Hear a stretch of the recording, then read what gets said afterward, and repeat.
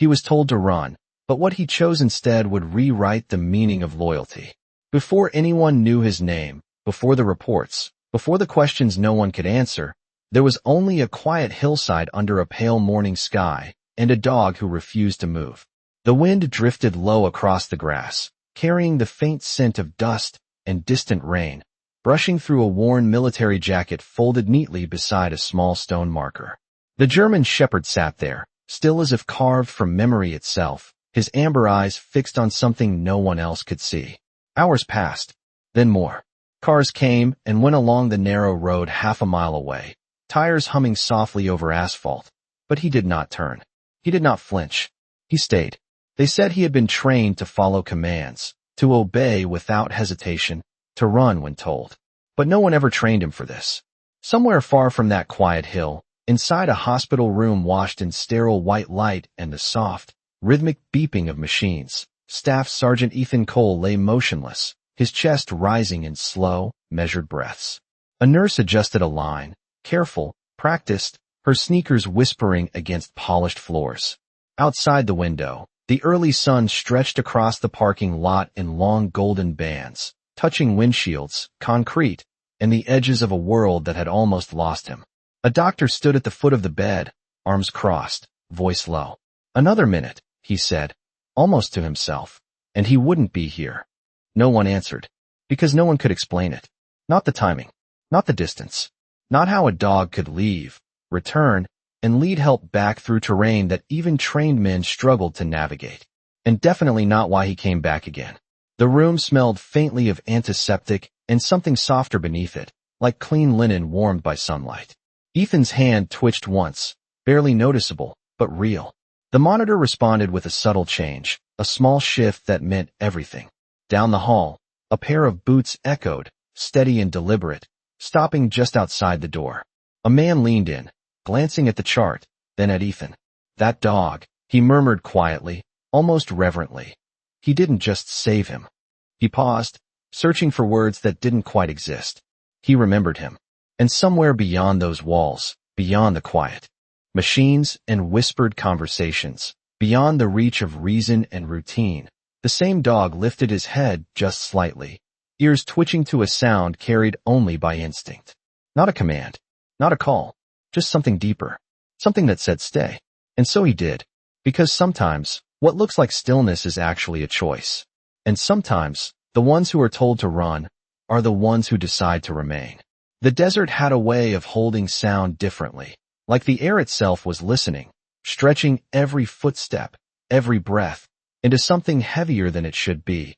And that morning the silence came first, long before the heat, long before the light fully broke across the ridgeline. Staff Sergeant Ethan Cole moved steadily along the narrow trail, boots pressing into dry earth that crumbled just slightly with each step, his rifle slung low, his posture calm but alert, the kind of stillness that only came from years of knowing when to move and when to wait. Beside him Rex walked in perfect rhythm, head level, ears forward, his amber eyes scanning the horizon with a quiet intensity that never faded, not even at rest. They had been paired 2 years earlier at a training facility in California, where most handlers passed on Rex without hesitation. He had not been the fastest, not the most obedient, not the easiest to command, but he had been the one who stayed, the one who did not break eye contact when others turned away, and Ethan had noticed that, not as a flaw, but as something else, something harder to name, something closer to trust. The first time Ethan knelt in front of him, Rex had not moved, not even when the other dogs barked or shifted or pulled at their leads. He had simply watched, steady, patient, as if waiting for a decision that mattered more than commands, and Ethan had said quietly, almost to himself, "This one." From that moment forward they were no longer separate, not in the way the others were, not handler and dog, but something quieter, something built in the spaces between words. Back on the trail the wind shifted slightly, carrying with it the faint scent of fuel and metal from somewhere beyond the ridge. Rex stopped mid-step, not abruptly, not alarmed, just a pause, a change in weight, his body lowering just enough to signal something had changed. Ethan noticed immediately. He always did. He followed Rex's gaze across the uneven terrain, scanning the horizon where heat had not yet begun to distort the distance. Nothing obvious. Nothing that would raise concern for anyone else. But Rex did not move. And that was enough. Ethan crouched slightly, one hand brushing the dog's neck. Not to command. Just to connect. You feel that too. He murmured under his breath. Rex's ears twitched, his nose lifting into the breeze. The moment stretched, quiet, suspended, then passed. Rex stepped forward again, tension easing but not gone. They continued, the trail narrowing as it curved along a low rise, gravel shifting underfoot. Somewhere far off a helicopter thumped faintly against the sky. Distant, routine, the kind of sound that usually meant safety, but not always. Ethan adjusted his pack, the weight familiar, grounding. He reached briefly to his chest where his dog tags rested beneath his shirt, the metal, cool against his skin even in the growing warmth. A habit more than a thought. Beside him Rex moved slightly closer, brushing against his leg for half a second. A gesture so small it might have gone unnoticed by anyone else. But not by Ethan. He glanced down, a faint smile pulling at the corner of his mouth. You always know. Do not you? He said softly. Rex did not look up. He did not need to. The bond between them did not require acknowledgement. It existed in movement, in timing, in the quiet. Understanding that one would not leave the other. No matter what waited beyond the next ridge, the sun began to climb higher, casting long shadows that stretched behind them like echoes. And for a moment, everything felt almost ordinary, almost calm. The kind of fragile peace that never lasted but always felt real while it did. Ethan exhaled slowly, steady, measured, and took another step forward, unaware that before the day ended, before the light faded and the air cooled again, a single sentence would change everything, and the one who heard it would have to decide whether obedience meant leaving or staying when it mattered most. The first sign that something was wrong did not come as a sound, but as an absence of one. The steady rhythm of distant machinery that had hummed faintly across the horizon moments before simply vanished, leaving behind a silence that felt heavier than it should. Ethan slowed without thinking, his body reacting before his mind could explain it. Rex stopped instantly beside him, muscles tightening just beneath his coat, ears angled forward with precise attention. The wind shifted again, this time carrying a sharper edge, something dry and unfamiliar, not loud, not urgent, but enough. Ethan's gaze narrowed as he scanned the ridge ahead, the terrain unchanged, the sky still clear, but the feeling had settled in. Quiet and certain, he lowered himself slightly, one knee brushing the ground as his hand rested briefly against Rex's shoulder. Steady, grounding. You feel that? He whispered. Rex did not move, his breathing slow, controlled, but his eyes never left the horizon. The seconds stretched, then broke, a faint vibration beneath the earth, subtle enough that it could have been missed, but not by Rex. His head snapped slightly to the left, then forward again, recalibrating, mapping something unseen. Ethan followed the motion, adjusting his position, his voice low but firm as he spoke into the radio, requesting a routine check. Nothing urgent, just caution. The response came back delayed, distorted at the edges, like the signal itself had to push through resistance to reach him.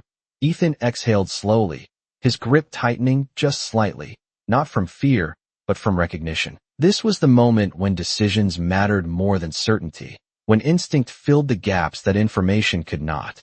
He shifted his weight, preparing to move, but Rex did not follow. Instead, the dog stepped forward alone, just 2 paces, then stopped, turning his head back toward Ethan, not confused, not hesitant, but deliberate, as if asking a question that did not need words. Ethan studied him for a second that felt longer than it was, then nodded once, barely visible. Go on, he said quietly. Rex moved ahead, each step measured, controlled, his body low but not crouched, navigating the narrow rise with a precision that spoke of training but also something deeper, something learned through experience and trust. Ethan followed at a distance of about 10 feet, maintaining the line between them, the sun now higher, casting sharper light across the uneven ground, every shadow more defined, every movement more visible. They reached the crest of the ridge and paused. The world beyond opened into a shallow valley, scattered with broken terrain and dry brush. Nothing moved, nothing obvious, and yet Rex did not advance. He stood still, his posture shifting again, not rigid, But anchored, Ethan stepped beside him, eyes scanning, searching for anything that would explain the tension coiled beneath the surface. He saw nothing. And that was the problem. He crouched again, his voice barely above the wind. We turned back, he decided, not out of fear, but out of respect for the signal he could not see. Rex remained still for half a second longer, then turned with him, falling back into step as they began to retrace their path. But the air had changed, the quiet was no longer empty. It was waiting. Each step felt louder now, each breath more deliberate. Ethan's hand brushed against the dog tags at his chest again, a reflex he could not quite explain, a reminder of something constant in a moment that was not. They moved quickly, but without panic, the kind of controlled pace that kept mistakes from happening. The ridge behind them now casting long shadows that stretched toward their feet. And then, just as they reached the narrow bend where the trail tightened again, Rex stopped abruptly, not gradually this time, but all at once, his body locking into place. Ethan halted immediately, his breath catching just slightly as he followed the dog's gaze, not forward this time, but back, toward the ridge they had just crossed. Something had shifted again, something closer now. The wind carried it faintly, a sound too soft to define, but enough for Rex to react. Ethan turned fully, scanning the distance, his heart steady but aware. This was no longer uncertainty. This was a decision point. He lowered himself once more, his voice calm, grounded. "Stay with me," he said, and for a moment Rex did, his body easing just enough to signal readiness. But his eyes remained fixed on that unseen point beyond the ridge, and in that stillness, in that held breath between movement and action, something passed between them. Not fear, not hesitation, but understanding. The kind that did not need to be spoken, because in the next moment, everything would change, and one of them would have to choose whether to obey or to believe. The air did not break all at once. It shifted, like a breath held too long finally released, and Ethan felt it before he understood it, a pressure in his chest that had nothing to do with effort, just instinct, just knowing. Rex moved first, not forward, not back, but sideways, placing himself between Ethan and the ridge behind them, his stance low and grounded, not aggressive, but protective.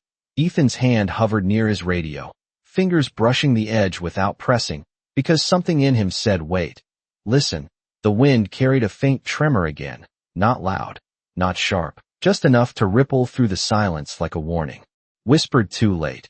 Ethan turned his head slightly, eyes narrowing toward the horizon, but there was nothing to see, only light and dust and the long stretch of land that had looked harmless just minutes ago. He exhaled slowly, steadying himself, then reached down, his hand finding Rex's collar, fingers curling into the thick fur beneath it, grounding both of them in the same moment.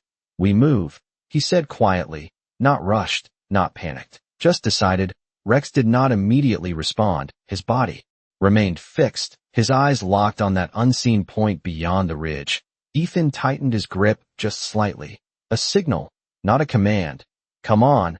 Rex shifted then, but not in the direction Ethan expected. Instead, he stepped closer, pressing his shoulder against Ethan's leg. A gesture that was not part of any training, not part of any protocol, just presence, just refusal to separate. Ethan glanced down, a flicker of something crossing his face, not frustration, not confusion, something softer, something that understood more than it should in a place like this. The silence deepened again, heavier now, and then it happened, not as a single event, but as a sudden unraveling of everything that had held steady before. The ground trembled beneath them. Subtle but undeniable, the air shifting with it, carrying a sharp scent that cut through the dust. Ethan reacted instantly, pulling Rex closer as he turned away from the ridge. His voice firm now, louder. "Run." The word carried across the space between them, clear, direct. Rex froze, not from fear, but from conflict, his ears flicking back for the first time, his body caught between instinct and command. Ethan dropped to one knee. The movement controlled but urgent, his hand gripping the dog's collar, bringing their faces level. "Listen to me," he said, his voice lower now, steadier. "Run without me." The words landed differently, heavier, not a command, but a choice. Rex's eyes searched his, not for instruction, but for truth. The seconds stretched thin, fragile. Ethan's hand lingered against his neck, fingers pressing into the fur as if memorizing it. "Go," he whispered, softer now, almost lost beneath the rising wind. Rex did not move, not at first, his body trembling just slightly, the only sign of the storm building beneath his stillness. Ethan released him, the absence of that contact louder than any sound, and in that moment something passed between them that neither training nor instinct could define. Something final, something that said, "This is where we part." Rex stepped back once, then again, his gaze never leaving Ethan, his body resisting with every inch, until finally he turned, not fully, not completely, just enough to break the line between them. And then he ran, not wildly, not blindly, but with purpose, each stride measured, carrying him away from the only place he had ever chosen to stay. Ethan watched him go, his chest rising slowly as he settled back against the ground, the noise building now around him, the wind louder, the air heavier, but his focus remained on that shrinking figure in the distance, a faint, almost invisible shape against the pale horizon. He closed his eyes for a brief second, just long enough to hold on to the image, then opened them again, alone now. Completely, the silence returned in a different form, not empty, but full of what had just been lost, and yet beneath it, something else remained, something quiet, something unspoken, not hope exactly, but not surrender either, just a belief, small and steady, that the one who ran would not truly leave, because some bonds do not end when distance begins. They wait, they remember, and sometimes they come back. Distance did not feel like distance to Rex. It felt like resistance, like every step forward pulled against something unseen that tried to hold him back. His paws struck the dry ground in steady rhythm, but his head kept turning again and again, as if checking a place he could no longer see. The ridge disappeared behind him after less than half a mile, swallowed by the rise of earth and the flattening horizon, but the memory of it stayed sharp, exact, mapped in a way no training could explain. The wind rushed past his ears, carrying fragments of scent that meant nothing to anyone else. Dust, heat, metal, but beneath it, faint and fading. Ethan, Rex slowed for the first time, his stride breaking, his body resisting the forward motion he had been given. He stopped completely, turning fully now, eyes fixed on the empty line where the ridge had been. The world was quiet again, but not the same quiet. This one pressed inward, heavy, asking a question he did not know how to answer. "Go." The word echoed in memory, not as a command, but as a voice. Calm, steady, final. Rex stepped once toward the ridge, then stopped, his body trembling slightly, the decision unfolding inside him in a way that did not belong to instinct alone. Then he turned again, this time not away, but forward with purpose, his pace shifting, faster now, more direct, not running blindly, but following something, a direction shaped by scent, by memory, by something deeper than either. The terrain stretched wide, uneven, broken by shallow dips and scattered brush. The sun climbed higher, heat rising from the ground in wavering lines. But Rex did not slow again, his breathing steady, controlled, his path unwavering. After nearly a mile he crested another rise, and there, far in the distance, movement, small at first, almost nothing, but enough, a vehicle, then another, shapes against the light. Rex did not hesitate. He changed direction instantly, angling toward them, his pace increasing, each stride carrying urgency now, not panic, but purpose. The vehicles grew clearer, dark outlines against the pale land. A small forward unit, routine patrol, unaware of what waited beyond the ridge behind him. Rex pushed harder, his legs stretching farther, his chest rising with deeper breaths, dust kicking up behind him in short bursts. When he came within sight, close enough to be recognized as more than a shape, one of the men stepped forward, hand raised instinctively, then paused, confusion flickering across his face. A dog, alone, moving with intent, not lost, not wandering. Rex slowed as he approached, but did not stop. He circled once, then moved past them, stopping only long enough to look back, his eyes locking onto the nearest soldier, holding the gaze, then turning again toward the direction he had come from. The soldier hesitated, then took a step forward. "Hey," he called out, But Rex was already moving, not running fully, just enough to lead, just enough to say follow. The moment hung, uncertain, then shifted. Another soldier stepped up beside the first, watching the dog's movement. The way he stopped, looked back, waited. "This is not random," he muttered. They exchanged a glance, something unspoken passing between them. Then one of them nodded, gears shifted, a decision made not from orders, but from recognition. Rex moved ahead again, this time with footsteps behind him, not far, not close, just enough. He did not look back. Again, he did not need to. He could hear them, could feel the change in the air, the presence returning. And yet as he led them across the uneven ground, over the rise, toward the place he had left, something inside him remained unfinished, a pull that had not loosened, a line that had not broken. And as the ridge began to come back into view, sharp against the bright sky, Rex slowed just slightly, not from hesitation, but from knowing. Because whatever waited beyond that crest would decide everything, not just for the man he left behind, but for the promise he did not understand, only followed, the promise to run, and the need to return. The ridge rose slowly in front of them, its edge cutting a sharp line against the bright sky. And as Rex approached it, his pace shifted again, not slower, but more deliberate, each step placed with care, as if the ground itself held memory. The soldiers behind him adjusted their formation without needing to speak, their boots pressing into the same dust that had carried Rex away just minutes before. One of them glanced at the other, then forward again, eyes narrowing as the dog's behavior became clearer. This was not random movement. This was direction, intention, something trained yet deeply personal. Rex reached the base of the incline and paused, his chest rising and falling in steady rhythm, his ears flicking forward, then back, catching the faintest sounds carried by the wind.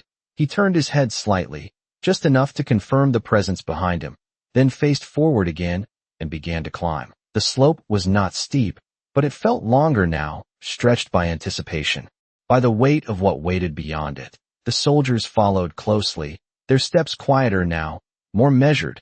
The air changed as they ascended, the heat pressing differently against their skin, the silence tightening, holding. Rex reached the crest first, his body stilling instantly, not from uncertainty, but from recognition. He did not move forward. He stood there, fixed, as if marking a point only he could see. The first soldier reached his side seconds later, then stopped, his gaze following the dog's line of sight. And there, just beyond the ridge, partially shielded by uneven terrain and scattered brush, lay Ethan, still, grounded, not alone, but not yet reached. The soldier inhaled sharply, not in alarm, but in understanding. "We have got one," he said quietly into his radio, his voice controlled but firm, coordinates relayed with precision. The others moved in immediately, their training taking over, but there was something different in their movement, something softer beneath the urgency, because they had not found this place, they had been led to it.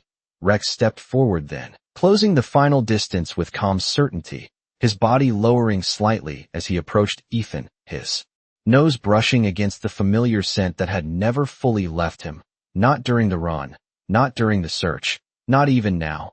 Ethan's hand rested against the ground, fingers still, but present.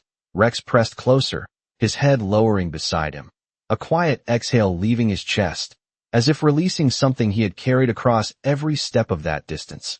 The soldiers worked around them, careful, efficient, their voices low, measured, equipment unpacked with practiced ease. One of them glanced down at Rex, then back at Ethan, shaking his head slightly. "He brought us here," he murmured, not as a question, but as fact. Another nodded, eyes still scanning, then returning again to the dog who had not moved, who now stood guard without being told, without needing command.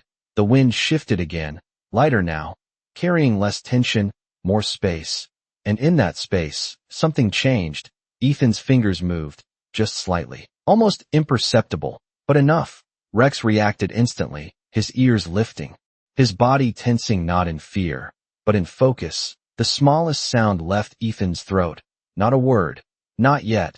Just breath finding its way back. One of the soldiers leaned in closer, checking, confirming. "He is still with us," he said, relief threading through the calm. Rex remained where he was, his presence steady, anchored, his gaze fixed not on the movement around him, but on Ethan, as if everything else had fallen away, as if the world had narrowed to that single point of connection. The line that had stretched across distance now pulled tight again, complete, whole. The sound of distant rotors began to rise in the sky, faint at first, then growing. The promise of extraction, of continuation, of time not yet lost. The soldiers signaled, adjusting positions, preparing, but Rex did not shift, not until Ethan's hand, still weak, still unsteady, moved again, this time closer, brushing lightly against the fur at his neck. The contact brief, fragile, but real.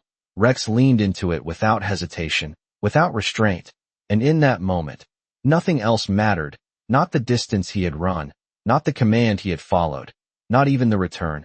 Only this, the quiet confirmation that he had not left, that he had come back, exactly as something deep within him had always intended. Because some promises are not spoken in words. They are carried in silence, across miles, across doubt, across everything that tries to pull them apart. And when the moment comes, they are fulfilled not by choice alone, but by something stronger, something that does not know how to leave. The sound of the helicopter grew from a distant pulse into something that filled the sky, a steady rhythm cutting through the silence that had held the hillside for too long. Dust lifted in soft spirals as the wind from the blades reached the ground, brushing across uniforms, across dry grass, across the stillness that had almost become permanent. The soldiers moved with practiced precision, signaling, adjusting, preparing for the lift. Their voices calm, controlled, but edged now with urgency. That came not from panic, but from time regained and not to be wasted. Ethan was carefully repositioned, every movement deliberate, measured, hands steady as they secured him for transport. Rex stepped back only when guided, not resisting, but not leaving either, his eyes never breaking from Ethan's face, watching every motion as if memorizing it, as if making sure nothing would take him away again. The rotor wash pressed harder now, flattening the grass, carrying the scent of fuel and hot metal through the air. One of the crew leaned out, scanning, then signaling down. Ready. The team responded immediately, lifting, moving as one, the stretcher rising from the ground that had held it moments before, the distance between earth and sky narrowing in seconds. Rex paced alongside them, not frantic, not out of control, but precise, matching their movement step for step. When they reached the helicopter, a crew member reached down, guiding the stretcher into place, hands locking it in, securing, checking, confirming. The door remained open for a brief moment, just long enough. Rex stepped forward, stopping at the edge, his body angled toward the opening, the noise overwhelming now, loud enough to drown out everything else. But he did not flinch, he did not retreat. Ethan's hand shifted again, weak but searching, fingers moving through the air until they found something familiar. Rex leaned in, closing the gap, his head pressing gently beneath that hand, holding it there, steady, grounding, for a moment that existed outside of sound, outside of motion, just contact, just presence. A crew member glanced at them, then at the others, a brief hesitation, then a nod. "Let him in," he said. And without hesitation Rex stepped forward, guided but not pushed, his paws finding the metal floor, his body lowering beside the stretcher as if he had always belonged there. The door closed with a solid finality, sealing them inside.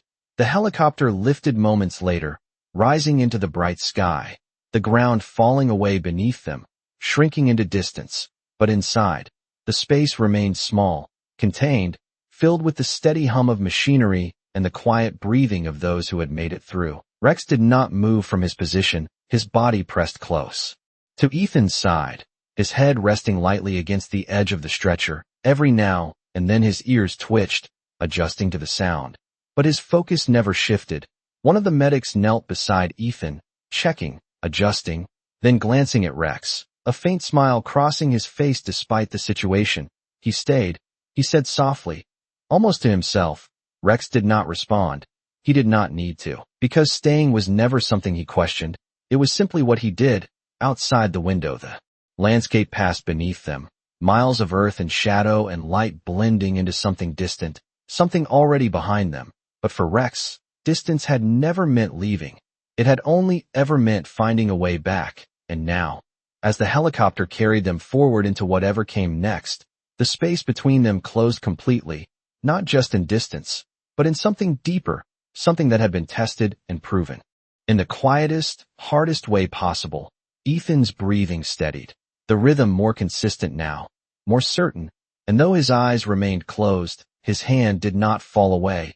It stayed where it was, resting against the fur it had reached for, holding on, not out of fear, but out of recognition, because even in the space between waking and memory, some connections do not need to be remembered to be real.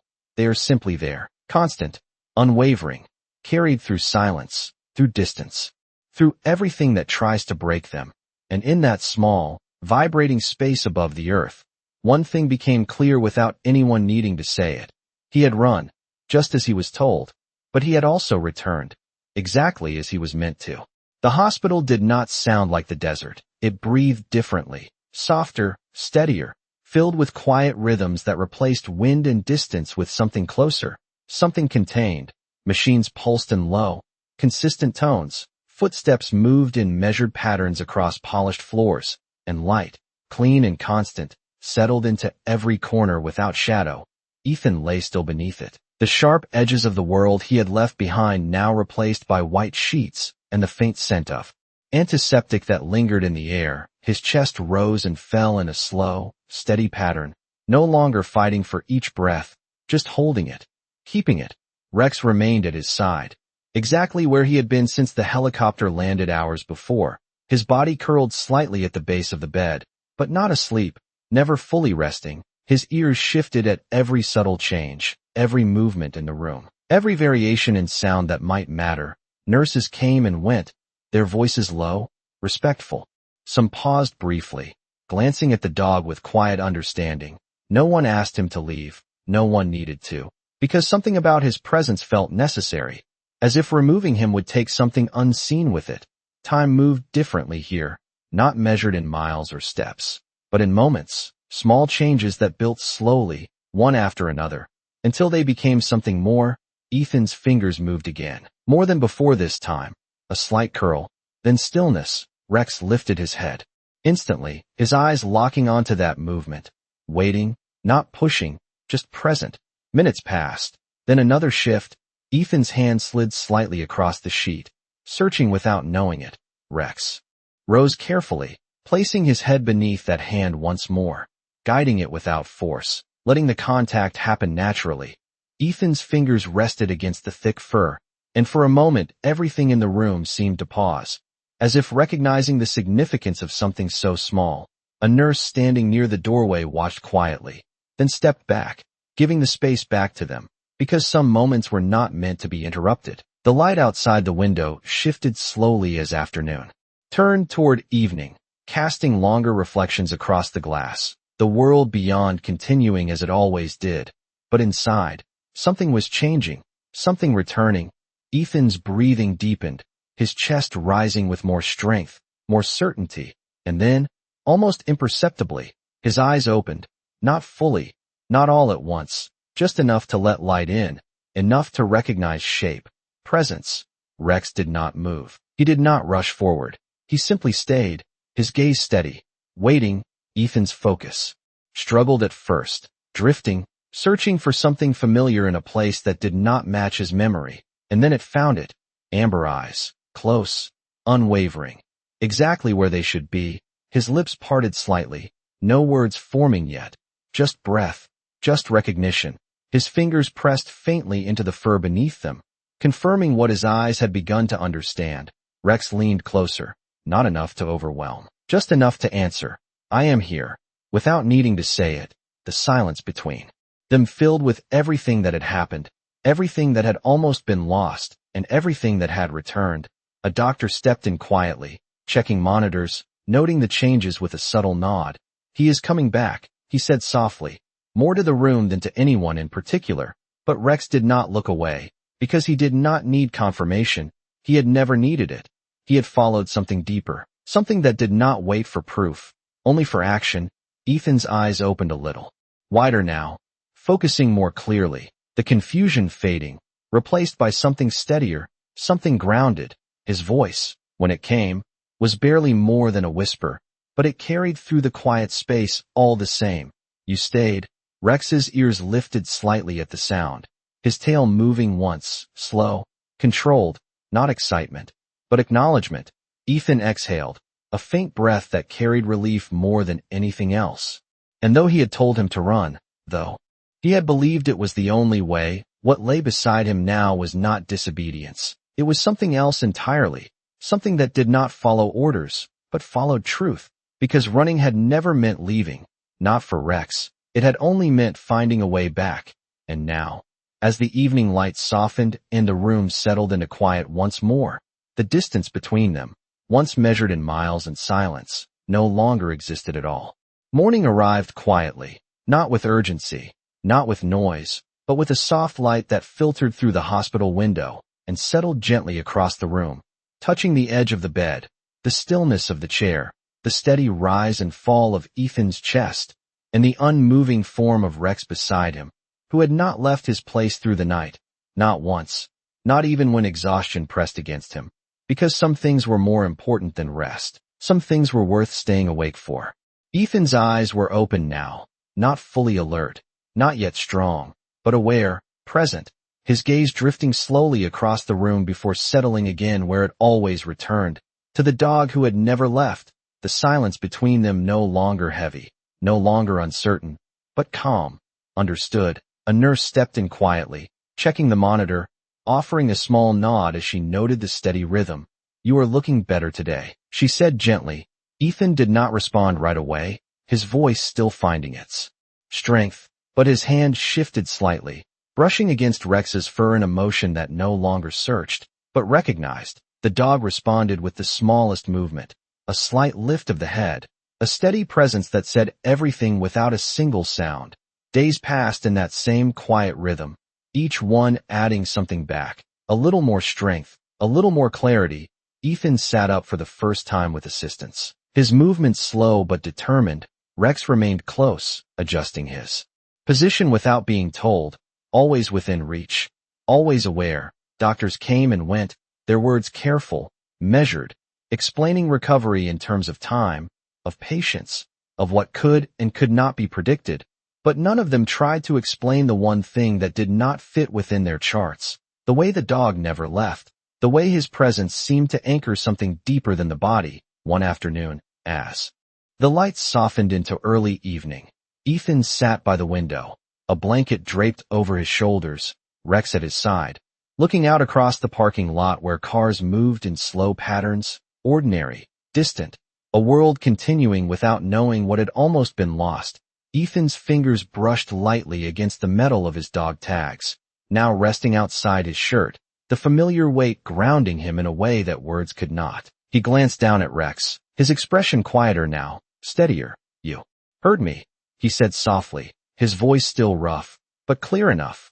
Rex's ears lifted slightly, his eyes meeting Ethan's without hesitation. "I told you to go," Ethan continued, the words not filled with regret, but with understanding. Rex did not look away, did not shift, he simply remained, and in that stillness the answer was already there. "You came back," Ethan said after a moment, almost to himself, a faint breath leaving him. Not surprise, not disbelief, just acceptance of something that no longer needed explanation. Outside, the sky shifted slowly toward dusk, colors fading into softer tones, the day closing without ceremony, without announcement, and inside, the room settled into that same quiet balance, no longer a place of uncertainty, but of return. Ethan leaned back slightly, his body still recovering, but his mind clearer now, more present. Rex lowered himself beside the chair, his head resting lightly near Ethan's leg, not watching now, not guarding, just there, as he had always been, because staying had never been a task, it had never been a duty, it had simply been who he was. And as the light faded and the room grew still, one truth remained, unspoken but understood. Some orders are given in moments of fear, of urgency, of love that believes letting go is the only way to protect. But some bonds do not listen to those moments. They follow something deeper, something quieter, something that does not measure distance or danger, only connection, and in the end, that is what brought him back, not training, not command, but the simple, unbreakable truth that he was never meant to leave at all.